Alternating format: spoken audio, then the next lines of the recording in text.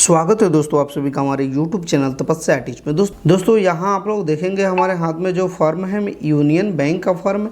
यहाँ पे साफ साफ कर रहा है data updation form under KYC।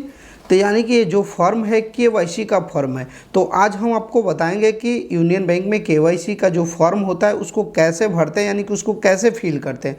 तो चलिए शुरू करते हैं। सबसे पहले यहाँ पर दे रहा है नेम, क्या दे रहा है, नाम दे रहा है। कुछ इस प्रकार से आप अपना नाम लिख लीजिएगा, जैसे आपका नाम होगा उसी प्रकार से लिखिएगा। उसके बाद कह रहा है फादर या हस्बैंड का नाम, हो सकता है कोई लेडीज हो यहाँ पे तो उसके हस्बैंड का नाम होगा, अगर कोई जेंट्स है तो उसके पिताजी का नाम होगा। तो कुछ इस प्रकार से लिख लीजिएगा। कह रहा है कस्टमर आईडी, कस्टमर आईडी जो होता है वो आपके पासबुक पर मिलेगा, वहाँ से देख के लिखिएगा। अकाउंट नंबर भी आपके पासबुक पे रहता है, अकाउंट नंबर को कुछ इस प्रकार से लिखना है। उसके बाद यहाँ पे नीचे आना है, यहाँ पे आपको अपना एड्रेस देना है, यानी कि विलेज, पोस्ट और PS, यानी कि सभी डिटेल्स में एड्रेस देना है। उसके आगे थोड़ा सा बढ़ेंगे, हम लोग कह रहा है सिटी, तो आपका जो नज़दीकी सिटी होगा वहाँ को मेंशन कीजिएगा। मेरा मोतिहारी है तो मोतिहारी लिखे हैं। पिन कोड आप अपना लिख दीजिएगा। उसके बाद आपका स्टेट कौन सा पड़ेगा, बिहार, झारखंड, गुजरात, महाराष्ट्र, जो भी स्टेट पड़ेगा उसको यहाँ पे लिख दीजिएगा। उसके आगे बढ़ेंगे तो यहाँ पे आपसे पूछा जा रहा है मोबाइल नंबर, तो मोबाइल नंबर को आपको कुछ इस प्रकार से लिख देना है। लिखने के बाद हम लोग आगे बढ़ेंगे। यहाँ पे कह रहा है डेट ऑफ बर्थ, यानी कि आपसे आपका डेट ऑफ बर्थ पूछा जा रहा है, तो कुछ इस प्रकार से आप अपना डेट ऑफ बर्थ को लिख दीजिएगा। उसके बाद कहा जा रहा है पैन नंबर, यानी कि यहाँ पे पैन दिया जा रहा है तो आपको पैन नंबर लिखना होगा। कुछ इस प्रकार से पैन नंबर होता है, तो आपको अपना पैन नंबर देखकर सही से लिखना है।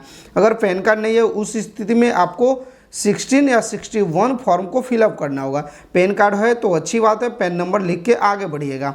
आगे बढ़ेंगे, यहाँ पे आपसे पूछा जा रहा है ईमेल एड्रेस, यानी कि ईमेल आईडी। आप चाहें तो लिख सकते हैं वरना छोड़ भी सकते हैं। आगे बढ़ेंगे तो यहाँ पे आपसे पूछा जा रहा है कि आपका अकाउंट किस प्रकार का, इंडिविजुअल पार्टनरशिप है या LTD है। तो आपका जो अकाउंट आप सिंगल मैनेज करते हैं तो इंडिविजुअल, यानी कि इंडिविजुअल पे आपको टिक आउट करना है। आगे बढ़ेंगे तो यहाँ पे पूछा जा रहा है आपसे ऑक्यूपेशन, यानी कि आप कौन सा काम करते हैं। स्टूडेंट है तो स्टूडेंट लिखेंगे, फार्मर है तो फार्मर लिखेंगे। हम लोग बढ़ेंगे, यहाँ पे पूछा जा रहा है आपसे कंट्री ऑफ रेसिडेंस, यानी कि किस जगह आप रहते हैं, कौन सा कंट्री में आप रहते हैं, किस कंट्री से आप बिलोंग करते हैं, तो उस कंट्री को मेंशन कर दीजिएगा। आगे बढ़ेंगे, यहाँ पे कह रहा है प्रूफ ऑफ डॉक्यूमेंट्स सबमिटेड, यानी कि आप जब KYC कराएंगे उस समय कौन कौन सा डॉक्यूमेंट देंगे। तो आपको यहाँ पे दे रहा है 4 को कम से कम डॉक्यूमेंट देना है, लेकिन हम चाहें तो 1 डॉक्यूमेंट भी दे सकते हैं, 2 डॉक्यूमेंट भी दे सकते हैं आसानी से। तो मैं आधार और पैन दूंगा, तो इस पर लिख दिया हूँ कि मैं आधार और पैन दूंगा। आगे बढ़ेंगे, यहाँ पे कह रहा है मेजर सोर्स ऑफ इनकम, यानी कि आपका जो इनकम है किस प्रकार का है, सैलरी है, बिजनेस है या एग्रीकल्चर है या पेंशनर है आप।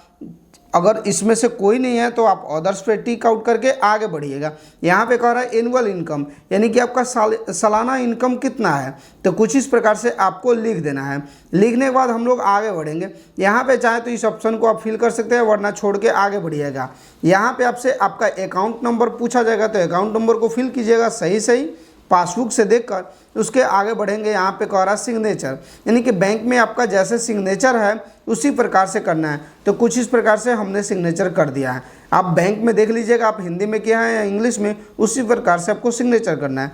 यहाँ पे हम लोग देखेंगे, कह रहा है पासपोर्ट फ़ोटो, यानी कि पासपोर्ट साइज का एक फ़ोटो आपको यहाँ पे लगाना होगा, यानी कि आप अपना एक फ़ोटो ले लीजिएगा और पासपोर्ट साइज का फ़ोटो निकलवा लीजिएगा।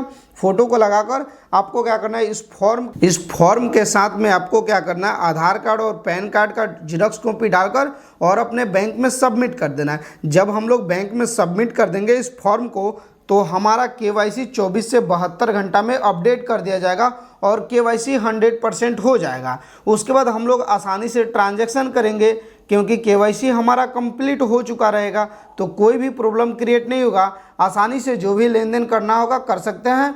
तो मैं दोस्तों उम्मीद करता हूं कि मेरी दी गई जानकारी आप लोगों को अच्छी लगी है। अगर अच्छी लगी है तो वीडियो को लाइक कीजिएगा और हमारे चैनल को सब्सक्राइब कीजिएगा, ताकि बैंकिंग से जुड़ी संपूर्ण जानकारी आपको हमेशा ही हमारे चैनल के माध्यम से मिलता रहे।